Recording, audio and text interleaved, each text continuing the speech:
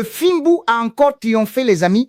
La République démocratique du Congo se qualifie officiellement pour les 16e de finale de la Coupe du Monde 2026. C'est un exploit monumental. C'est historique, messieurs, dames. Il n'y a pas d'autre mot. Installez-vous très confortablement parce qu'on est en train d'écrire l'histoire du pays en plein cœur du 21e siècle. Les Léopards valident la toute première victoire de l'histoire de la RDC dans un mondial et surtout leur toute première qualification pour une phase à élimination directe.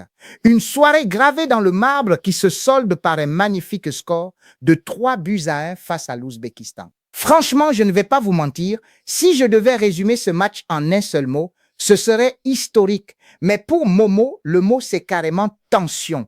Parce qu'on a tremblé, on a douté, on a été d'une crispation totale pour nos frères congolais avant de basculer dans une ivresse et une délivrance absolue au coup de sifflet final. Les gars, si vous venez de nous rejoindre et que vous vibrez autant que nous devant ce parcours herculéen, jetez-vous sur le bouton de pouce bleu juste en dessous de la vidéo. Alors montrez la force du 243, donnez de l'énergie pour le référencement, c'est ultra important pour l'équipe. Et bien sûr, abonnez-vous immédiatement pour ne rien rater de la suite de cette épopée sur le continent américain. Parce que c'est officiel, les mecs, les Léopards s'en vont défier l'Angleterre au prochain tour.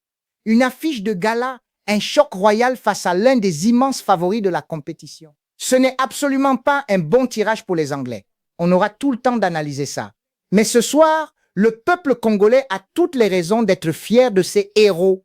Pourtant, les amis, au-delà de la fête totale qui s'empare des rues, on est obligé d'analyser lucidement cette rencontre, car on a eu une RDC à deux visages, une première mi-temps extrêmement timorée, où on a senti des joueurs presque tétanisés, bloqués par l'enjeu colossal de l'événement. Mener 1-0 dès la 10e minute par les hommes de Fabio Cannavaro.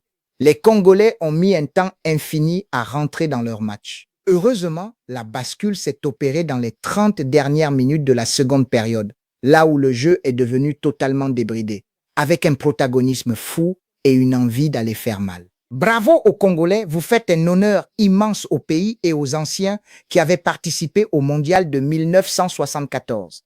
Maintenant, ce n'est que du bonus. Si on sort contre l'Angleterre, c'est la logique, mais si on crée le hold-up, on va en parler pendant 50 ans. Bon les gars, posons-nous 2 minutes et parlons-en très sérieusement de cette première mi-temps, parce que c'est là que les choses deviennent ultra inquiétantes sur le plan tactique. Je ne vais pas vous mentir, avant de basculer dans la folie de la qualification, ce premier acte a été un calvaire absolu, une purge monumentale qui m'a mis en pétard. On a vu une équipe de la République démocratique du Congo complètement méconnaissable, tétanisée par l'enjeu et qui s'est fait punir dès la 10e minute de jeu par l'ouverture du score de l'Ouzbékistan. Et là, les amis, l'explication est purement tactique. Sébastien Desabre a tenté un coup de poker en passant dans un système en 4-4-2 et ce choix a totalement déstabilisé et désorganisé notre bloc équipe. Quand tu es habitué à jouer solidement à 5 derrière, basculer sur une défense à 4, ça demande des repères automatiques qu'on n'avait pas du tout ce soir.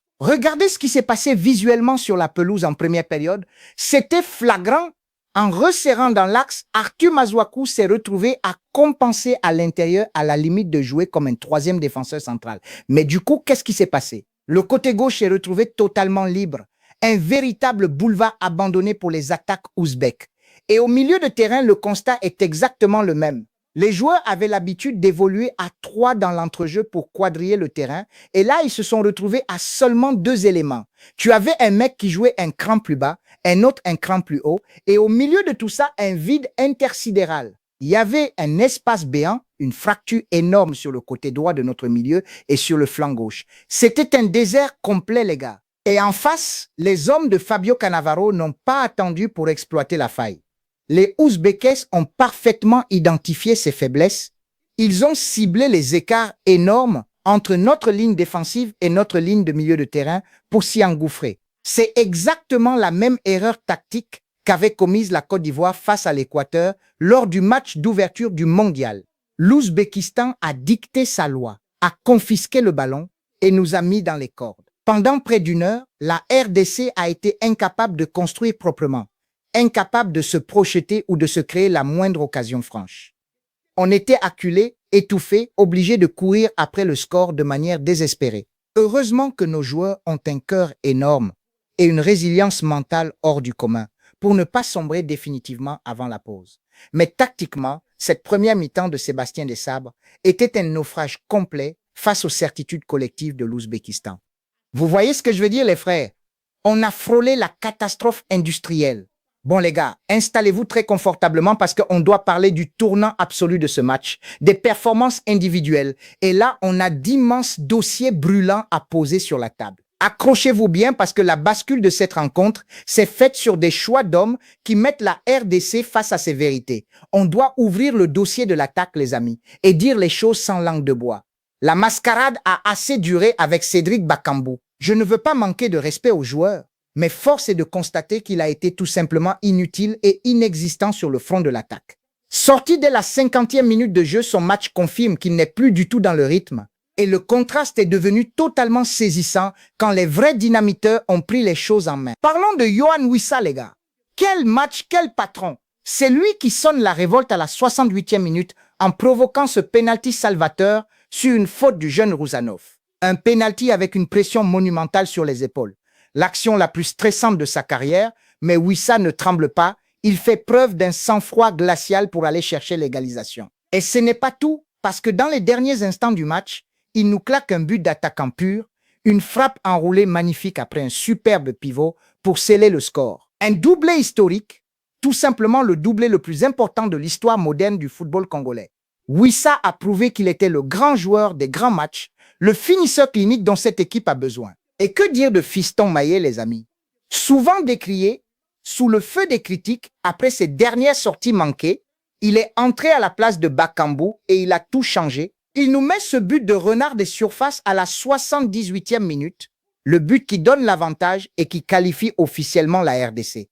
Rien que pour ça, le mec passe de zéro à héros national.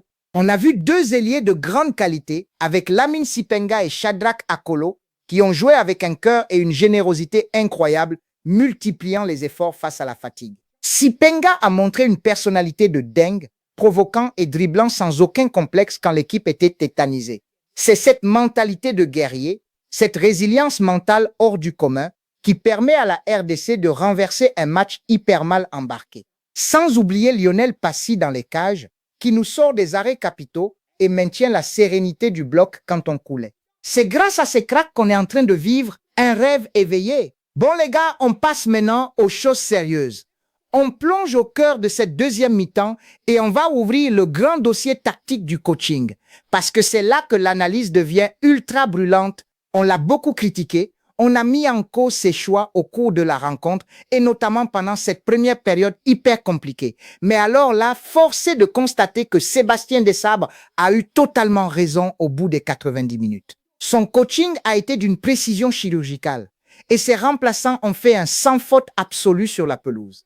Le mec a su identifier exactement ce qui n'allait pas dans son animation initiale et il a réagi au timing parfait pour faire basculer le rapport de force. Dès la 50e minute de jeu, il prend la décision forte de sortir Cédric Bakambu pour lancer Fiston Mayele et à partir de l'heure de jeu, la RDC a commencé à être 1000 fois plus intéressante, plus impactante et plus pertinente avec le ballon. Et le chef-d'œuvre ne s'arrête pas là, les amis. Autour de la 70e minute, Desabre enchaîne avec un triple changement hyper osé. Les entrées simultanées de Meshak Elia, de Théo Bongonda et de Ngalaïel Moko pour apporter toute la fraîcheur physique et la folie qui manquait à cette équipe. Alors oui, certains supporters se posaient des questions, notamment sur la sortie de Nathanaël Megouke, qui avait été excellent, très remuant et virevoltant durant le premier acte. On se demandait tous pourquoi faire entrer Bongonda à sa place. Mais la vérité du terrain a donné raison au patron. En faisant ces ajustements, Desabre a permis à Yohan Wissa de ne plus être totalement isolé sur le front de l'attaque. On est repassé sur une structure beaucoup plus stable et cohérente qui a immédiatement mis la défense ouzbèque en immense difficulté. C'est simple, c'est à partir de cette seconde période qu'on retrouve la vraie République démocratique du Congo, les gars. Une équipe qui arrête de subir, qui se projette enfin vers l'avant avec une vraie qualité technique et qui utilise ses armes à fond. Mayele et Elia ont été directement impliqués sur les buts de la qualification, prouvant que le banc congolais avait faim de marquer l'histoire. Desabre a su corriger ses propres erreurs de départ, refermer les brèches béantes qu'on laissait sur les côtés et redonner de la confiance à son bloc pour étouffer l'Ouzbékistan. Vous voyez ce que je veux dire, les gars? C'est le triomphe de la résilience tactique et c'est ce visage conquérant qu'on doit garder en mémoire pour la... Franchement, les gars, qu'est-ce que ça fait plaisir de voir cette équipe trouver la lumière même quand elle est au fond des abysses. C'est ça qui est complètement fou avec la République démocratique du Congo. C'est une équipe avec un esprit de guerrier absolu, des mecs qui ne vont jamais lâcher, qui ne vont jamais baisser les bras et qui vont toujours chercher les ressources les plus désespérées pour arracher un résultat. On l'a vu avec ce nul arraché contre le Portugal qui nous permet d'être là aujourd'hui et on l'a vu ce soir après avoir été mené dès la 10e minute. Dans un mondial, quand tu prends un coup sur la tête si tôt, c'est tellement facile de s'effondrer, de se frustrer et de s'épuiser. Mais les léopards ont une force mentale herculéenne. Regardez ce parcours de dingue pour en arriver là. Il a fallu sortir deuxième des qualifs en zone Afrique, battre le Cameroun dans les dernières minutes, sortir le Nigeria au tir au but et aller chercher la Jamaïque en prolongation lors des barrages intercontinentaux en mars.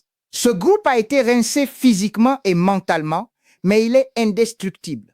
Depuis que Sébastien Desabre est arrivé, c'est exploit sur exploit. C'est le Sir Alex Ferguson de la RDC, les amis. Le mec gère tout, il est au four et au moulin, il fait office de sélectionneur, de tacticien, de directeur sportif. Et aujourd'hui, il devient le phare joyeux de tout un peuple qui a tant besoin de respirer et d'oublier ces douloureuses épreuves, notamment nos compatriotes à l'Est, au Kivu, à qui on envoie tout notre amour et tout notre soutien face au massacre et au génocide. Le football, c'est une bulle d'air unique pour le peuple. Et maintenant, les amis, attachez-vous bien parce que le ciel est la seule limite. On s'en va défier l'Angleterre ce mercredi pour le match le plus important de l'histoire moderne du pays. C'est un ogre en face, l'un des grands favoris du mondial. Une équipe sortie première de sa poule avec 7 points. Mais honnêtement, l'Angleterre est totalement maîtrisable. Ils détestent affronter les blocs bas et compacts. Ils s'étaient cassé les dents contre le Gabon. Si la RDC se présente dans un grand jour, ultra solidaire, où tout le monde va au charbon et court pour le partenaire, on peut totalement les frustrer. Face à des tueurs comme Harry Kane ou Jude Bellingham, la moindre erreur se paiera cash. Mais sur un match sec, tout est possible. On a déjà vu la Russie ou le Maroc sortir l'Espagne et personne ne croyait à l'Arabie Saoudite contre l'Argentine. Alors pourquoi pas nous? Les gars, dites-moi directement en commentaire si vous croyez à ce séisme total contre les Anglais et si la triplette Sipenga, Maile, Elia est la seule option pour débuter. On bombarde de commentaires, explosez-moi ce bouton de pouce bleu pour le référencement et abonnez-vous tout de suite pour la suite de ce mondial de folie.